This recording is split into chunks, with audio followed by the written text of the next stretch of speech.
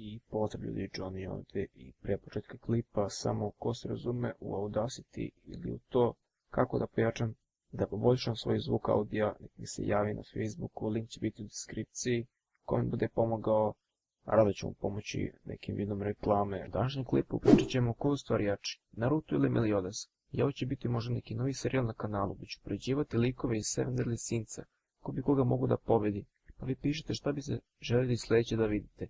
Ovaj video je samo izuzetak, neću više upoređivati SDS likove sa likovima iz drugih animeja jer nisam kompetentan da pričam o nekom drugom animeu. Pa da krenemo u video.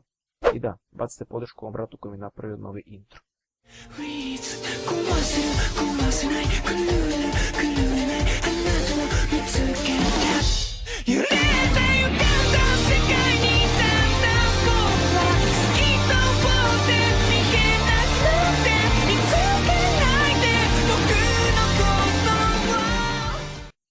Prvo ću krenuti od vrste koji pripadaju. Naruto je čovjek, dok je Meliodas demon.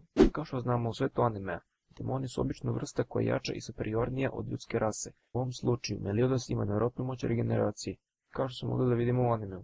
Kada Meliodas uključi Demon Mark, svaki put kada mu neko odseče deo tela, taj deo će se ponovno spojiti sa njegovim telom, što bi značilo da Naruto ostaje ili da ga uništi odjednom, ili da ga napada taijutsuom.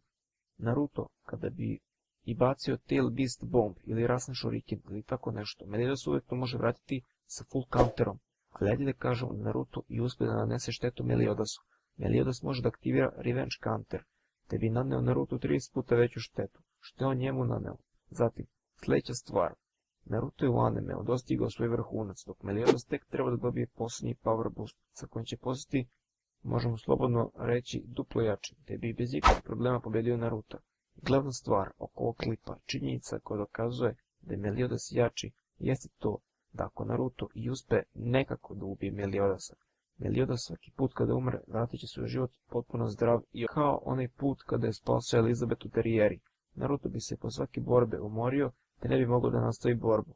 Postoje još neke stvari zašto bi Meliodas pobedio Naruto u njihovoj borbi, ali uglavnom, ono glavno sam rekao.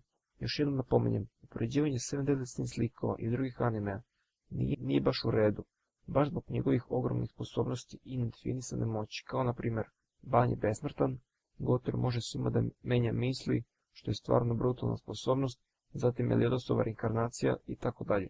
Ali prosto, stalno se nameće to pitanje da je Meliodas upoređuje s ostalim likovima, a borba sa likom koji stalno živi kada ga ubijete nije realna. Toliko do ovog klipa. Vi pišite vaše mišljenje koji peti u ovoj borbi i također napišite koje likove želite vidjeti u sljedećem klipu. A mi se vidimo. Pozdrav!